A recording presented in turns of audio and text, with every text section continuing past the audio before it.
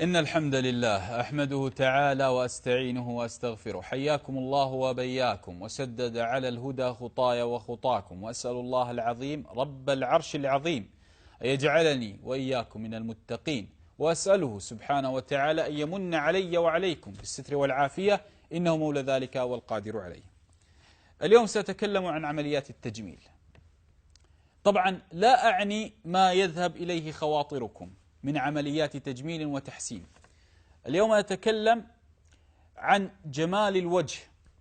ليس جمال الوجه أخي الحبيب وأختي الفاضلة، ليس من جمال الوجه أن كل من يراك يستحسنك وكل من يراك يستحسنك. ليس هذا جمال الوجه. القلب إذا أحبك الخلق لقلبك أحبوا وجهك، وإذا كره الخلق قلبك كرهوا وجهك. سنة. كم من رجل جميل تراه فيعظم في عينك لجمال وجهه، لكن حينما ترى قلبه تنفر منه. لهذا جمال الوجوه عند رب العالمين. اليوم سنتكلم كيف أكون جميلا، كيف أخضع لعملية تجميلية بطاعتي. هذا الذي أريده. نريد اليوم والليلة أن نتكلم كيف نمكن أو يرزقنا الله جل وعز شأنه وتقدست أسماؤه جمال الوجه بالطاعة. لا أذهب وأدفع الأموال من أجل تصغير أنف أو تكبير أذن أو اتساع عين، لا، أو نفخ الوجدان، لا، أو تقصير الجبهة، لا. اليوم سنتكلم كيف بالسجود أنال الجمال. جمعت نصوصا أسأل الله أن تعجبكم، وأسأل الله جل وعز شأنه أن أكون قد وفقت فيها. أبتدئ. أول شيء لترزق جمال الوجه، أول خطوة الحسنة. انظر الحسنة. أستغفر الله حسنة، الحمد لله حسنات، سبحان الله حسنات، صنع المعروف حسنات، إرشاد الضال حسنات، توزيع الماء حسنات، السلام عليكم حسنات، وعليكم السلام حسنات. اجمع ما استطعت من الحسنات. لماذا؟ ما علاقة الحسنة بجمال الوجه؟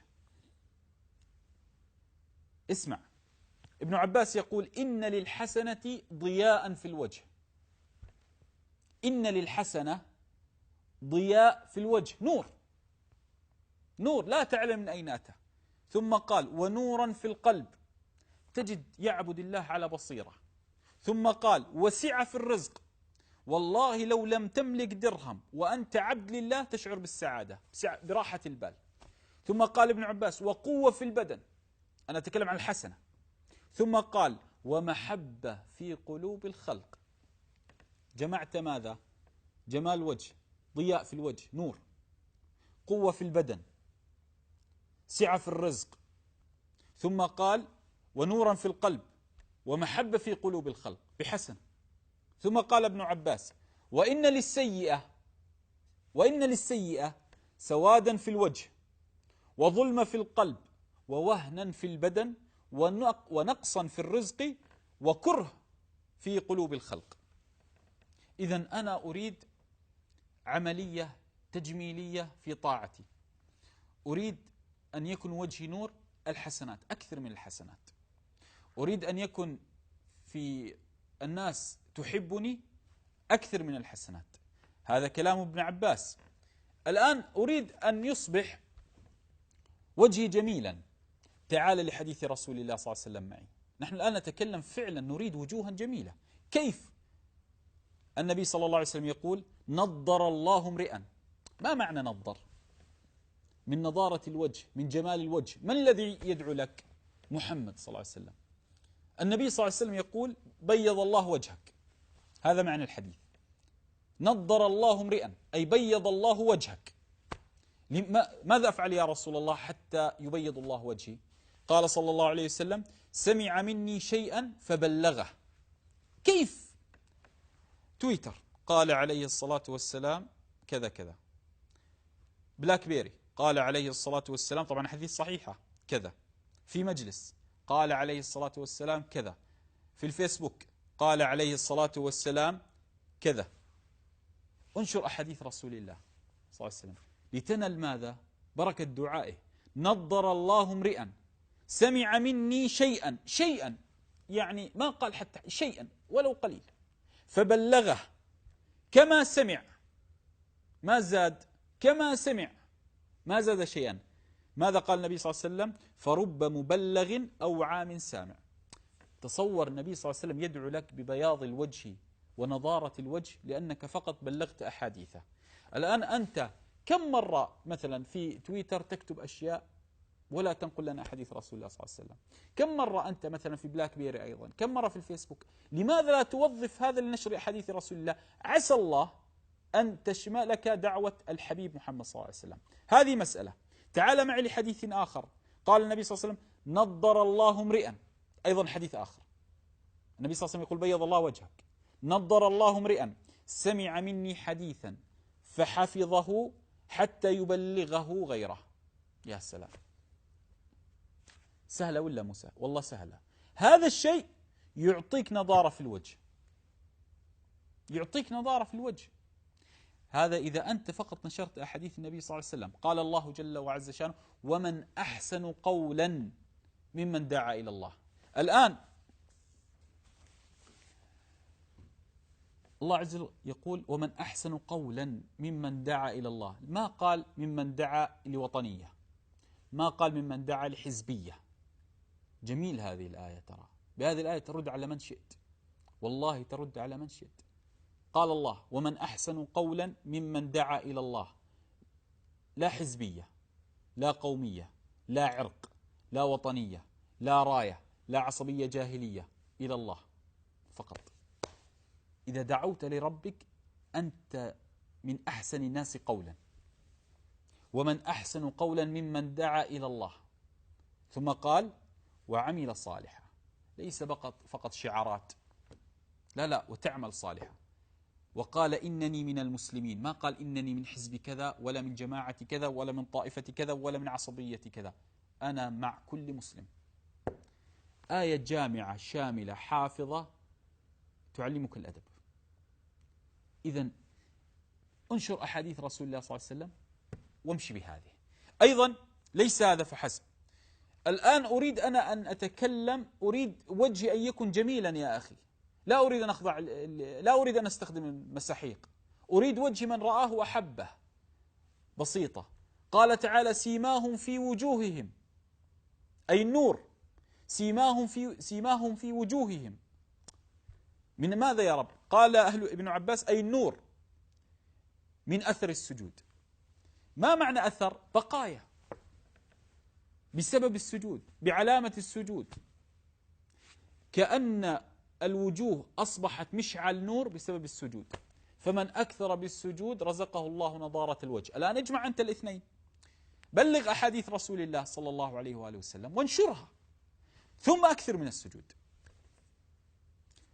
ترزق جمال الوجه. يا معشر الأخوات، والله لو أتيت بكل شركات العالم لتخرجك جميلا، والله جل وعز شانه يلقي البغضاء في قلوب الخلق عليك، والله لن يحبك أحد، لن يحبك أحد. فالناس من تحب أنواع، منهم من يحبك لقلبك، ومنهم من يحبك لمنطقك لعقلك، ومنهم من يحبك لجسدك، ومنهم من يحبك لمالك، ومنهم من يحبك لحسبك، وأعظمها من أحبك لدينك، أعظمها من أحبك لدينك لالتزامك.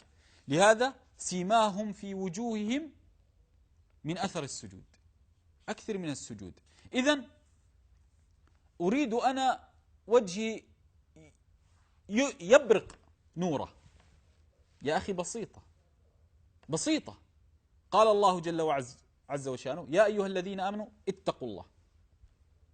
ماذا نصنع؟ وآمنوا برسوله يؤتكم كفلين من رحمته.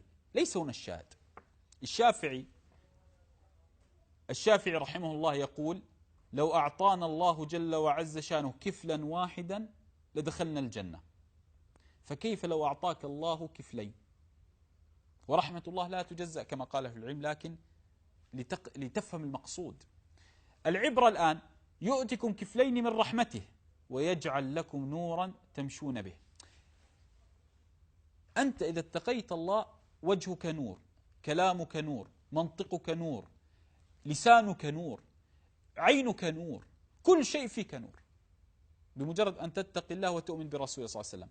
لهذا هذه 3 أسباب. السبب الرابع يا أخي قيام الليل. تعلم ما أروع شيء في قيام الليل؟ أروع شيء في قيام الليل أنك تخلو بالرحمن، لا تسمع صوت زحمة السيارات، لا زحمة هواتف، لا زحمة أصوات الناس، هدوء يعم أنت والرحمن. الحسن البصري قيل له: ما بال من يقوم الليل على وجوههم نور؟ فعلا انظر، والله تكاد تعلم من يقوم الليل، ما بال من يقوم الليل على وجهه نور. قال الحسن البصري رحمه الله: خلوا بالرحمن، قال: خلوا بالرحمن فألبسهم الرحمن من نوره. إذن عندنا اسمع حديث رسول الله صلى الله عليه وسلم نقولها: ادعوا إلى ربك، أكثر من السجود، عليك بقيام الليل. هذه مسألة. قال تعالى: نور على نور. حينما الله نور السماوات والأرض ماذا قال بعدها؟ بآخرها: نور على نور يهدي الله لنوره من يشاء. أبي بن كعب اسمع ماذا قال، اسمع الكلام، وعي الكلام وعقله. نور على نور. يقول أبي بن كعب، يقول: نور على نور، فالمسلم يتقلب في 5 أنوار. بماذا أتقلب أنا ب5 أنوار؟ الله عز وجل حينما قال نور على نور ثم ختم الآية: يهدي الله، نور على نور يهدي الله لنوره من يشاء. يقول أبي بن كعب اسمع، يقول: المؤمن يتقلب ب5 أنوار. قال: كلامه نور، مؤمن. ثم قال: وعلمه نور، ومدخله نور، ومخرجه نور، ومصيره إلى النور يوم القيامة إلى الجنة، إنها السعادة والطمأنينة. هذا أبي بن كعب. من قال هذا الكلام؟ أبي بن كعب. أيضا لهذا كان من دعاء النبي صلى الله عليه وسلم إذا خرج من منزله ماذا قال؟ كلنا يحفظ الحديث: اللهم اجعل في قلبي نورا، وفي بصري نورا، وفي سمعي نورا، وعن يميني نورا، وعن شمالي نورا، وعن يساري نورا، ومن فوقي نورا، ومن تحتي نورا، وأمامي نورا، وخلفي نورا، واجعل لي نورا، واجعل لي نورا. كان النبي صلى الله عليه وسلم يدعو بهذا الدعاء: لتكن نور، ليضيء وجهك بالنور. أيضا سلمان رضي الله تعالى عنه يقول: اسمع قبل سلمان ماذا قال الله عز وجل بعدها؟ قال: يهدي الله لنوره من يشاء، يهدي الله لنوره من يشاء. كيف هذه الآية؟ قال: أن يفتح الله قلوبهم للنور وتقبل النور، يفتح الله لقلوبهم النور ولتقبل النور. لهذا الله عز وجل وصف لك أنت ماذا؟ بوصف دقيق بليغ رائع. قال تعالى: واسمع: أو من كان ميتا، يتكلم عن الكافر، أو من كان ميتا فأحييناه. كيف أحياه؟ بالإسلام. الإسلام ليس شعارات، ترى الإسلام طائر بجناحين: جناح عبادة وجناح اجتماع، جناح أخلاق، جناح أخلاق، الصدق، المعاملة، الطيب، ستر المسلم، إعانة الإخوان المسلمين، إعانة الأخوات المسلمات، إعانة. هذا الجناح الأول. والجناح الثاني قيام الليل، الصيام، تطير به، تتألق عاليا. علم؟ الآن يقول الله عز وجل: أو من كان ميتا، يعني كان كافرا، فأحييناه، أي هديناه للإسلام، وجعلنا له نورا يمشي به في الناس. ما هو النور هذا؟ قال أهل العلم: القرآن، وقيل الإسلام. كمن مثله في الظلمات، أي الذي يبقى كافر ليس بخارج منها، فأنت نور طالما أنت مسلم، ووجهك نور طالما أنت على الإسلام. لهذا الله عز وجل ماذا قال؟ الله ولي الذين آمنوا. كيف يا رب؟ قال الله بعدها: يخرجهم من الظلمات إلى النور. أنت تخرج من الظلام إلى النور، فوجهك نور، ومنطقك نور، وكلامك نور ويخرجك الله إلى النور، فحياتك كلها نور إن أتيت بالإسلام. الآن تعال معي، تعال معي واسمع الله عز وجل ماذا قال. قال سبحانه: يوم ترى المؤمنين والمؤمنات، عن يوم القيامة. اسمع السياق: يوم ترى المؤمنين والمؤمنات يسعى نورهم. ما معنى يسعى؟ يجري بسرعة بين أيديهم.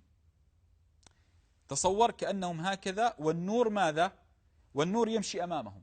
يوم ترى المؤمنين والمؤمنات يسعى نورهم بين أيديهم، كأنهم يمشون والنور يركض أمامهم. ما هذا؟ ما هذا النور؟ يقول أهل العلم رحمهم الله: ما من أحد إلا ويعطى نورا يوم القيامة. ما من أحد. يوم القيامة ما يوجد شمس، أنت لا تظن، لا شمسا فيها ولا زمهرير عن الجنة، وكذلك الشمس ما يوجد شمس في المحشر، ظلام. يوم المحشر ظلام دامس، كيف سترى؟ لا شمس ولا قمر، بالنور الذي يسعى بين يديك. من أين يأتي هذا النور؟ قال أهل العلم: ليس لأحد، ما من أحد إلا ويعطيه الله نورا يوم القيامة، فلما يصل الصراط ينطفئ عن المنافقين، ينطفئ عن المنافقين. لهذا قال مسروق رحمه الله: يجمع الله الناس يوم القيامة فيعطيهم النور على قدر الأعمال. أعيد: فيعطيهم النور على قدر ماذا؟ الأعمال. فمنهم، قال مسروق، نوره كالنخلة ومنه كالجبل. تصور أنت، من أين تأتي بهذا النور؟ بالأعمال. كيف آتي بها في الأعمال؟ نشر أحاديث رسول الله صلى الله عليه وسلم كما قالها: كثرة السجود، كثرة السجود، الحسنات، إكثار من الحسنات. لهذا ماذا أهل الإيمان يقولون في الآخرة؟ ربنا أتمم لنا نورنا، أتمم لنا نورنا. فلهذا المؤمن الفطن يجب أن يعلم علم اليقين: لا شيء يكثر من نورك كالحسنات، لا شيء يكثر من نورك كالحسنات. الآن ما أعظم الحسنات؟ أنت ربما تسأل: طيب أنت يا شيخ أعطيتنا، قلت الحسنات السجود كذا، ما هي أكثر الحسنات؟ قال أهل العلم: أبلغ الثناء، اسمع، أبلغ الثناء أن تقول لا إله إلا الله. ثم قال: وأبلغ الدعاء أن تقول أستغفر الله. لهذا في يوم عرفة، يوم عرفة اقترب بإذن الله، أسأل الله يجمعنا وإياكم على الخير. يوم عرفة لما الله عز وجل يباهي الملائكة بخلقه، ما أعظم شيء تستطيع أن تقوله في يوم عرفة؟ ما هو الشيء الذي وصى النبي صلى الله عليه وسلم أن تقوله؟ ما قال أن تدعو، أن تكثر الدعاء، أن تقول كذا. ماذا قال؟ قال عليه الصلاة والسلام: أبلغ ما قلت وقال النبيون من قبلي في يوم عرفة: لا إله إلا الله وحده لا شريك له. فأعظم الثناء لا إله إلا الله، وأبلغ الدعاء أن تقول أستغفر الله. ودخل علينا الفاصل، فاصل ونعود إليكم.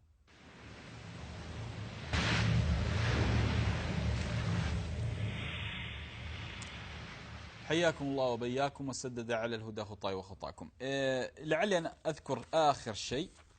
يقول أهل العلم رحمهم الله، قال أهل العلم رحمهم الله: لا نعرف، اسمعها واحفظها، لا نعرف مطلوبا عمليا من القرآن الكريم ردده وألح عليه بعد التوحيد مثل ذكر الله. لهذا ذكر الله عز وجل من أعظم الحسنات. ومن لم يعذب شيطانه في الدنيا بذكر الله عذبه الشيطان في الآخرة في النار، يعني بمعنى بسبب الشيطان. لهذا قال أهل العلم: ومن أراد أن ينال محبة الله أكثر من ذكر الله سبحانه وتعالى. أسأل الله عز وجل لي ولكم التوفيق والسداد، وأسأله سبحانه وتعالى أن يمن علي وعليكم بنور في الوجه، إنه مولى ذلك والقادر عليه. ما أدري معنى